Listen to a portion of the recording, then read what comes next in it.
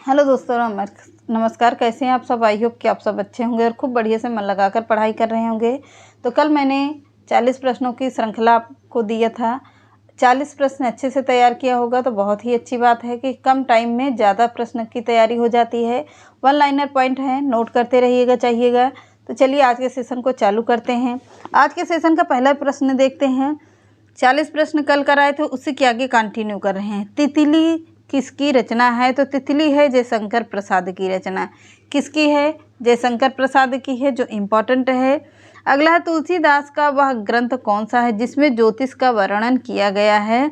तो किसमें किया गया है? तो तुलसीदास की कौन सी रचना है? रामाज्ञा प्रश्नावली, जिसमें क्या किया गया है? ज्योतिष का वर्णन किया गया है। किसका? ज्योतिषी का वर्णन किया गया है। अगला है तुलसीदास ने अपनी रचनाओं में किसका वर्णन किया है? तो तुलसीदास ने अपनी रचनाओं में किसका वर्णन किया है? राम का। किसका किया था? प्रभु श्री राम का किया था। अगला है तोड़ती पत्थर। तोड़ती पत्थर कविता के रचनाकार कौन हैं? तोड़ती पत्थर कविता है, इसके रचनाकार पूछ रहा है कि कौन होंगे? तो सूर्यकांत त्रिपाठी निराला जी हैं। कौन? इनका उपनाम भी पूछता है, तो क्या इनका पूरा नाम क्या है? सूर्यकांत त्रिपाठी निराला जी। आगे करते हैं। तोड़ती पत्थर कैसी कविता है? तो यह तोड़ती पत्थर एक यथार्थवादी कविता है। कौन सी? तोड़ती पत्थर यथार्थवादी है। 6-7 क्लास में है इसका। यह रचना है किसमें? नहीं सॉरी 8, 9 या 10 में है। कौन सा? तोड़ती पत्थर। अगला प्रश्न है त्यागपत्र उपन्यास किसकी रचना है? तो त्यागपत्र उपन्यास है, पर है किसका? तो किसका होगा? जैनेन्द्र का है। त्यागपत्र बहुत ही इम्पोर्टेंट है। अगला है दरवाजे से चंडालगढ़ी की तरफ नज़र दौड़ाने पर एक अद्भुत दृश्य दिखाई देता है।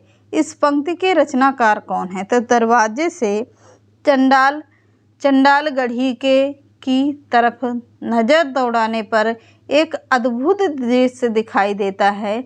वह पंक्ति के रचनाकार कौन होंगे? राहुल सांकृत्यायन हैं। कौन? राहुल सांकृत्यायन। अगला है रामचरितमानस में प्रधान रस के रूप में किस रस को मान्यता मिली है?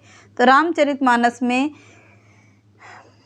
किसके रस को मिली है? भक्ति रस को मिली है। और रस उसमें छंद कौन सा है? तो उसमें छंद का नाम बताइएगा। किसमें? रामचरितमानस में भक्ति रस की सबसे ज़्यादा मान्यता मिली है। अगला दुख ही जीवन की कथा रही, या कहूँ आज जो नहीं कही। कह रहा दुख ही जीवन की कथा रही, क्या कहूँ आज जो नहीं कही। इस पंक्तियों के रचयिता का नाम क्या है? किसका है? सूर्यकांत त्रिपाठी निराला का है। किसका? सूर्यकांत त्रिपाठी निराला का है। अगला है दुरित दुख दैन न थे, जब ज्ञात अपरिचित जरा मरण भ्रूपात। इस पंक्ति के रचनाकार कौन होंगे? सुमित्रा नंदन पंत हैं। कौन होंगे? सुमित्रा नंदन पंत हैं। अगला है देखन जो पायूं तो पठायूं जम लोक, हाथ दूजो ना लगाऊं वार करो एक कर को। यह पंक्ति किस कवि के द्वारा सृजित है? किस कवि के द्वारा सृजित किया गया है? तो यह है नाभादास के द्वारा। किसके? नाभादास के द्वारा है। अगला है देवताओं की लिपि किसे कहा जाता है? तो देवताओं की लिपि आप लोगों को मैंने कई बार पढ़ाया है। देवनागरी लिपि को कहा जाता है देवताओं की लिपि। किसे? देवनागरी लिपि को। अगला है देवनागरी लिपि का विकास किस लिपि से हुआ है? तो देवनागरी लिपि का विकास हुआ है ब्राह्मी लिपि से। किस लिपि से हुआ है? तो ब्राह्मी लिपि से हुआ है। अगला है जब जब होए धर्म की हानि, बढ़े असुर अक्षम अभिमानी। बहुत ही इंपॉर्टेंट लाइन से है ये पंक्ति है। जब जब होए धर्म की हानि, बढ़े असुर अक्षम अभिमानी। इस पंक्ति के रचयिता कौन है? तुलसीदास हैं। कौन? तुलसीदास होंगे। अगला है, देश का पहला राष्ट्रीय हिंदी संग्रहालय कहाँ पर स्थापित किया जा रहा है? तो देश का पहला राष्ट्रीय हिंदी संग्रहालय कहाँ पर किया जा रहा है? आगरा में किया जा रहा है। कहाँ? आगरा में होगा। अगला है, देश में एकमात्र किस राज्य की राजभाषा अंग्रेजी है? किस राज्य की है? नागालैंड की। किसकी? नागालैंड की होगी। अगला है, दोहा कोश के रचयिता कौन है? तो दोहा कोश किसकी रचना है? सराफा की है।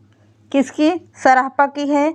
अगला है, द्रविड़ भाषाओं में सर्वाधिक बोली जाने वाली भाषा क्या है? तो द्रविड़ भाषाओं में सर्वाधिक बोली जाने वाली भाषा है तेलुगु। कौन सी भाषा है? तेलुगु है। द्विवेदी युग का नामकरण किसके नाम पर हुआ था? तो किसके नाम पर हुआ था? महावीर प्रसाद द्विवेदी के नाम पर हुआ था। अगला, ध्रुव स्वामिनी नाटक के रचयिता कौन है? तो ध्रुव स्वामिनी जयशंकर प्रसाद की रचना है। किसकी? जयशंकर प्रसाद की है। अगला है, नमक का दरोगा। नमक का दरोगा कहानी के लेखक कौन है? तो नमक का दरोगा मुंशी प्रेमचंद की कहानी है ये। अगला है, नयन जो देखा कमल सा निर्मल नीर शरीर, हंसत जो देखा हंस भा दसन ज्योति नगहीर। बहुत ही इम्पॉर्टेंट लाइन है ये, पंक्ति है। नयन जो देखा कमल सा निर्मल नीर शरीर, हंसत जो देखा हंस भा दसन ज्योति नगहीर। इस पंक्ति के रचयिता कौन है? बहुत ही इम्पॉर्टेंट है। किसकी? जयशंकर प्रसाद की है। किसकी? जयशंकर प्रसाद की है। अगला है, नर की और नल नीर की गति एक करे न जोए, जे तो नीचो हे चले ते तो ऊंचो होए। नर की, फिर से देखिएगा, नर की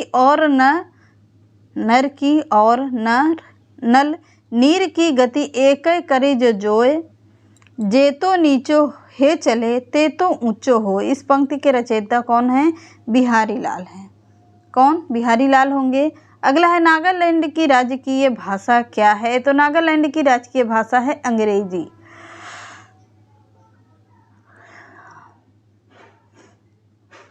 अगला है, नालंदा विश्वविद्यालय किस लिए प्रसिद्ध था? तो नालंदा विश्वविद्यालय बौद्ध धर्म दर्शन के लिए प्रसिद्ध था।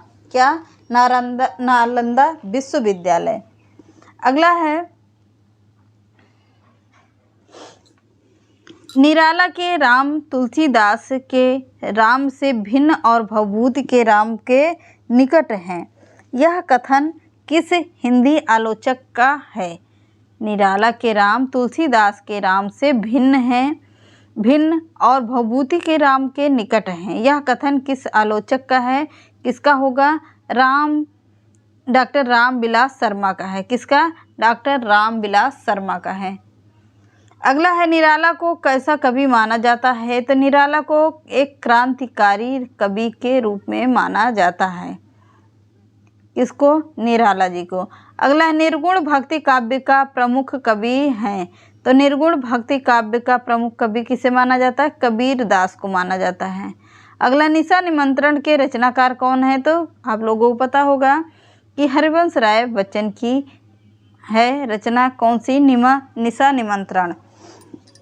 अगला है, न्यूमसमेटिक्स क्या है? न्यूमसमेटिक्स क्या था या क्या है? सिक्कों व धातुओं का अध्ययन क्या था? क्या? सिक्कों व धातुओं का अध्ययन था। अगला है, पंच परमेश्वर कहानी के लेखक कौन है? तो पंच परमेश्वर कहानी किसकी है? प्रेमचंद की है। किसकी? मुंशी प्रेमचंद की है। अगला है, पंचवटी कौन सा समास है? तो पंचवटी में 5 भूमियों का समूह या 5 वटों का समूह, पंचवटी या 5 वृक्षों का समूह क्या होगा? द्विगु समास। पद्मावत किसकी रचना है? मलिक मोहम्मद जैसी की है। कौन सी रचना? पद्मावत। अगला, परहित सरिस धर्म नहीं, भाई पर पीड़ा सम नहीं, अधमाई। इस पंक्ति के रचयिता कौन है? परहित सरिस धर्म नहीं, पर पीड़ा सम नहीं, अधमाई। यह पंक्ति के रचनाकार कौन हैं? तुलसीदास हैं। कौन होंगे? तुलसीदास हैं। अगला है पल्लव के रचयिता कौन हैं? तो पल्लव किसकी रचयिता है? सुमित्रा नंदन पंत हैं रचनाकार पल्लव। अगला है पवित्रता की माप है मलिनता, सुख का आलोचक है दुख, पुण्य की कसौटी है पाप। यह कथन स्कंदगुप्त नाटक के किस पात्र का है? किस पात्र का है? देवसेना का है। किसका? देवसेना का होगा। अगला है पुराणों में अशोक को क्या कहा जाता था? तो पुराणों में अशोक को अशोक वर्धन कहा जाता था। क्या कहा जाता था? पुराणों में अशोक को अशोक वर्धन कहा जाता था। अगला प्रश्न है पूरा पाषाण युग में आदि मानव के मनोरंजन का साधन क्या था? तो पूरा पाषाण में आदि मानवों के मनोरंजन का साधन क्या था? शिकार खेलना। तब तो मोबाइल टीवी ये सब तो था ही नहीं, ना घूमना फिरना था। सबसे ज़्यादा था वो मनोरंजन अपना क्या करते थे? शिकार खेलने चले जाते थे। वहाँ पर एक से एक पशु को, पक्षियों को, हर तरह की चीज़ें, बाग बगीचे देखने को मिलता था। उसी को कहा जाता था क्या? शिकार खेलना। अगला प्रश्न है पूस की रात कहानी की रचना कौन है? पूस की रात किसकी कहानी है? मुंशी प्रेमचंद्र की है। कौन सी? पूस की रात। अगला है पृथ्वीराज रासो के रचनाकार कौन है? तो पृथ्वीराज रासो रचना है किसकी? चंद्रबरदाई की। किसकी? चंद्रबरदाई की है।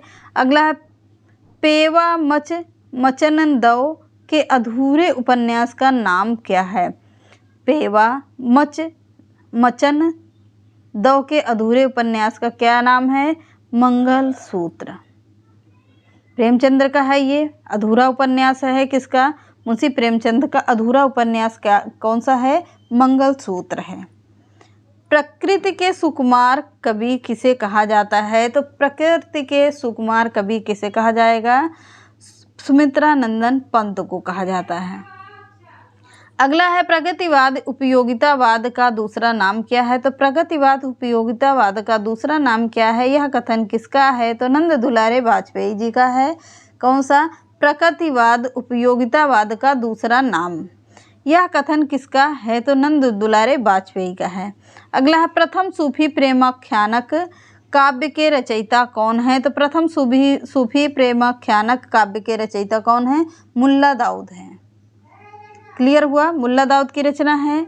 अगला है प्रभात फेरी काव्य के रचनाकार कौन है? तो प्रभात फेरी रचनाकार कौन होंगे? नरेंद्र शर्मा हैं। अगला है प्रभु जी तुम चंदन हम पानी, जाकी अंग अंग बास समानी। कह रहा है प्रभु तुम चंदन हो और हम पानी हैं, जिसके अंग अंग में क्या समाया है? क्या? भक्ति की भावना समाई हुई है। प्रस्तुत पंक्ति के रचनाकार कौन हैं? रैदास हैं। क्लियर हुआ? अगला है प्राचीन का विलोम शब्द क्या है? अर्वाचीन है। क्या है? अर्वाचीन है। अगला प्राचीन काल में मानव द्वारा किस अनाज का प्रयोग होता था? चावल का होता था। अगला है प्राचीन भारत में कौन सी लिपि दाईं ओर से बाईं ओर लिखी जाती थी? तो कौन सी लिपि थी? खरोष्टी लिपि थी, जो दाईं ओर से बाईं ओर लिखी जाती थी। ये रहे आज के कुछ प्रश्न, जो अभी तक मैंने कल 40 करवाया था, आज 90 करवाया है। 40 के आगे कंटिन्यू किया था, 41 से लेकर 90 तक करवाया था। तो चलिए, आप लोगों को सेशन पसंद आया होगा। चैनल पसंद आता तो लाइक कर दीजिएगा, सब्सक्राइब कर लीजिएगा और ज़्यादा से ज़्यादा लोगों को शेयर कर दीजिएगा। सुपर यस टेट का पेपर तो होना से नहीं रहा, क्योंकि आप लोगों को पता होगा कि अपडेट आ चुकी है कि इसका पेपर एडमिट कार्ड आ गया था पर रद्द कर दिया गया है। किस वजह से रद्द किया गया इसका अभी तक कोई खुलासा नहीं हुआ है। तो जल्द ही पता चल जाएगा कि बिहार सुपर टेट का पेपर क्यों रद्द किया गया था एडमिट कार्ड को। तो जल्दी पता चल जाएगा। पूरी जब तक की इन्फॉर्मेशन नहीं मिल जाती है तब तक हम आप लोगों को कोई न्यूज़ नहीं दे सकते हैं। बस इतना जान लीजिएगा, पेपर नहीं करवाया जाएगा।